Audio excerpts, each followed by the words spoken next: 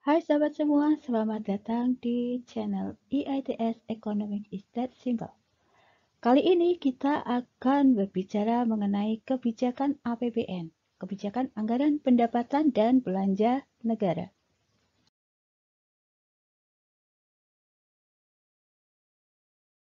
Anggaran digunakan untuk mempengaruhi laju pertumbuhan ekonomi. Maka, kebijakan anggaran macam apa yang akan diterapkan oleh pemerintah harus disesuaikan dengan kondisi perekonomian yang dihadapi.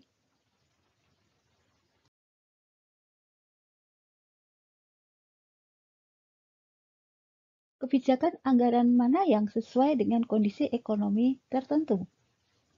Anggaran defisit digunakan pada kondisi ekonomi deflasi atau lesu, pada saat kondisi ekonomi perlu diakselerasi atau didorong. Sementara itu, anggaran surplus digunakan pada saat kondisi ekonomi mengalami inflasi tinggi atau kita mengatakan pada saat ekonomi mengalami overheating, sehingga perlu didinginkan atau perlu adanya kontraksi terhadap perekonomian. Sedangkan anggaran berimbang digunakan pada situasi ekonomi normal.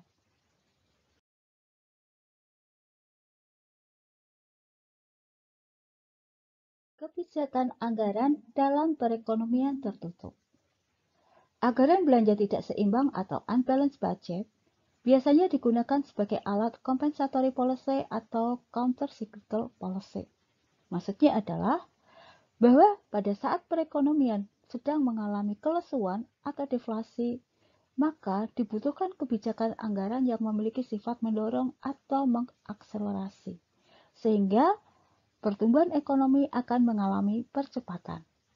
Sebaliknya, pada saat perekonomian mengalami tingkat inflasi yang tinggi atau overheating, maka dibutuhkan kebijakan anggaran yang memiliki sifat kontraktif atau memiliki sifat mendinginkan suhu perekonomian atau memiliki sifat mengerem laju pertumbuhan ekonomi. Nah, hal tersebut terkait dengan bagaimana dampak dari anggaran itu sendiri, bahwa anggaran memiliki pengaruh yang berlipat ganda atau memiliki multiplier effect.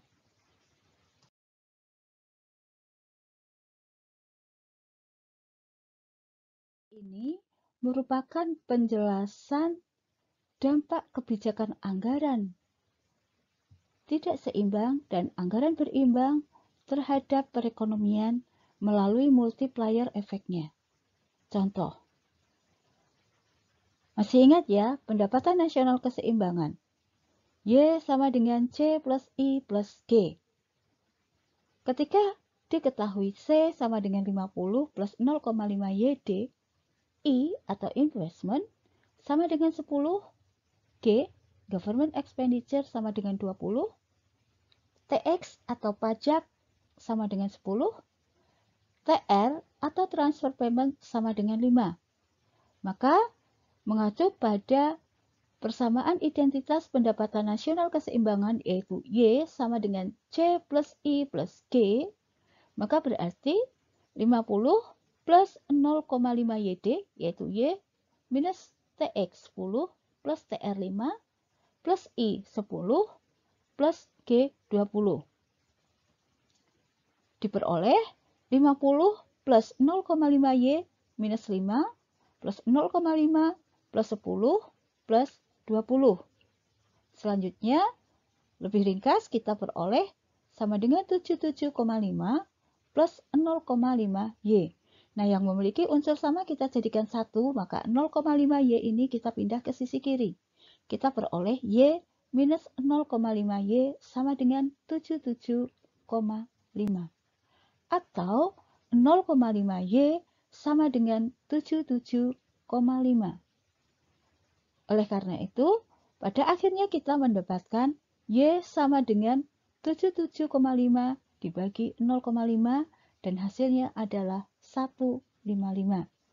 Jadi dari data C sama dengan 50 plus 0,5 YD, I sama dengan 10, G sama dengan 20, TX sama dengan 10, dan TR5 kita peroleh besarnya pendapatan nasional keseimbangan adalah 155.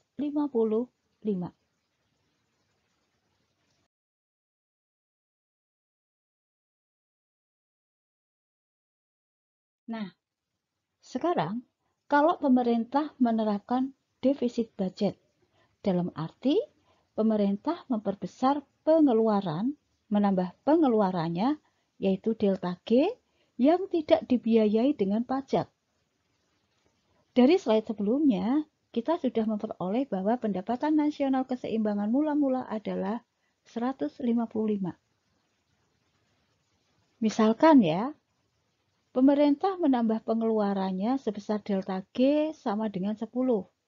Artinya, G saat ini menjadi 20 ditambah dengan delta G 10 berarti 30. Maka akan ada perubahan terhadap pendapatan nasional keseimbangan atau delta Y sebesar 1/0,5. Ini adalah angka multiplier untuk pengeluaran pemerintah dikali 10. 10 ini adalah besarnya delta G sama dengan 10. Sama dengan 20. Ya. 1 dibagi 0,5 adalah 2. 2 dikali 10 sama dengan 20. Oleh karena itu, pendapatan nasional keseimbangan yang baru atau Y aksen akan sama dengan Y mula-mula ditambah delta Y. Atau sama dengan 155 ditambah 20 sama dengan 175. Nah, buktinya ya, kalau kita dengan pendekatan yang lain. C sama dengan 50 plus 0,5 YD, I sama dengan 10, G sama dengan 30. Ingat ya, 30 ini tadi dari 20 ditambah 10.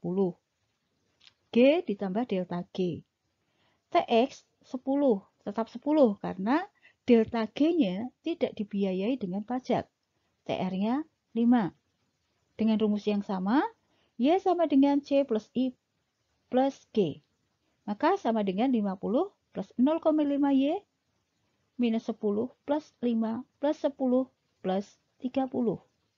Kita peroleh 50 plus 0,5 Y minus 5 plus 2,5 plus 10 plus 30. Selanjutnya kita dapatkan Y sama dengan 87,5 plus 0,5 Y. Ingat yang unsurnya sama kita jadikan 1, maka 0,5 Y ini kita pindah ke sisi kiri. Kalau di sini positif, jangan lupa menjadi berubah tanda ya. Berarti kita peroleh Y minus 0,5 Y sama dengan 87,5. Maka kita peroleh Y keseimbangan yang baru sebesar 87,5 per 0,5 sama dengan 175. Nah, teman-teman sama ya. 175. 175 ini tidak lain kan 155 ditambah delta Y 10. Ditambah delta Y 20. Ya, di mana delta Y sebesar 20 ini diperoleh dari delta G 10 dikalikan dengan angka pengganda G yaitu 1 dibagi 0,5 atau 2. Jelas ya teman-teman?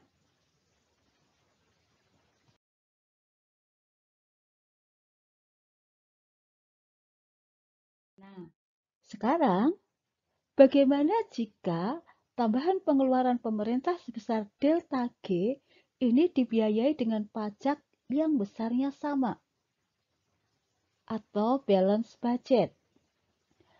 Anggaran belanja seimbang atau balance budget memiliki multiplier sama dengan 1. Maka tingkat kenaikan pendapatan akan lebih lambat dibandingkan jika pemerintah menerapkan anggaran defisit. Jelas ya bagaimana ya?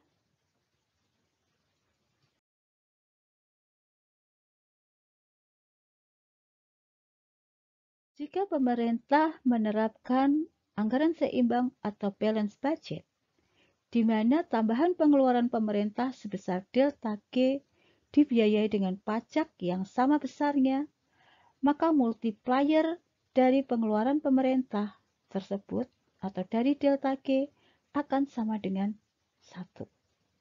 Kita lihat ya. Sudah kita ketahui bahwa Y mula-mula adalah 155. Lalu pemerintah menambah pengeluarannya atau delta G sebesar 10. Maka pengeluaran pemerintah secara keseluruhan sekarang menjadi 20 ditambah 10 sama dengan 30. Delta G sebesar 10 ini dibiayai dengan pajak yang sama besarnya, yaitu 10. Maka besarnya pajak sekarang adalah 20, yaitu TX mula-mula 10 ditambah dengan delta TX sebesar 10. Nah, bagaimana dampaknya terhadap pendapatan nasional atau terhadap Y? Kita lihat dulu perubahan Y atau delta Y karena delta G akan sama dengan multiplier dari G, yaitu 1/0,5 dikali 10, hasilnya adalah 20. Jadi perubahan Y karena delta G sebesar 10 adalah 20. Bagaimana perubahan Y atau delta Y karena X? Karena TX maksud saya. Delta Y karena perubahan pada TX atau delta TX sebesar 10 sama dengan minus C per 1 minus C dikali 10 atau sama dengan minus 0,5 per 0,5 dikali 10 sama dengan negatif 10. Maka perubahan pada pendapatan nasional keseimbangan secara keseluruhan atau delta Y total adalah 20. Ini adalah delta Y yang disebabkan karena delta G sebesar 10 ditambah negatif 10, yaitu delta Y yang disebabkan karena ada tambahan TX sebesar 10. Sama dengan 10. Dengan demikian, maka pendapatan nasional keseimbangan yang baru atau Y prime sama dengan Y mula-mula ditambah delta Y sama dengan 155 ditambah 10 sama dengan 165. Nah, jadi multipliernya 1. Ada tambahan delta G sebesar 10, tetapi karena delta G sebesar 10 tersebut dibiayai dengan pajak yang sama besarnya, maka dampaknya terhadap pendapatan nasional keseimbangan hanya sebesar delta G, yaitu 10. Dengan demikian, maka pendapatan nasional yang baru sama dengan 165, yaitu dari 155 ditambah 10. Nah, kita lihat di dalam bentuk yang lain, C sama dengan 50 plus 0,5 YD, I sama dengan 10, G sama dengan 30, ini dari 20 ditambah 10, TX sama dengan 20, ini dari 10 ditambah delta TX 10, dan TR sama dengan 5. Y sama dengan C plus I plus G, sama dengan 50 plus 0,5 kali Y minus 20 plus 5 plus 10 plus 30. Atau sama dengan 50 plus 0,5 Y minus 10 plus 2,5 plus 10 plus 30. Atau kita peroleh sama dengan 82,5 plus 0,5. 0,5 Y. Ini kita pindah ke sisi kiri ya. Jangan lupa untuk merubah tandanya. Maka kita peroleh Y minus 0,5 Y sama dengan 82,5. Dengan demikian, Y sama dengan 82,5 per 0,5. Hasilnya adalah 165. Jelas ya teman-teman?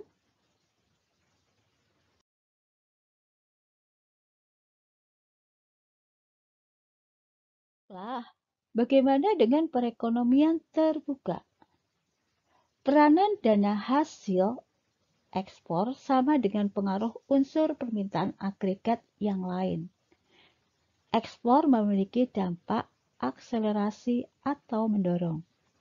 Sedangkan impor sifatnya sama dengan tabungan dan pajak, yaitu merupakan bocoran. Maka impor ini memiliki sifat kontraktif.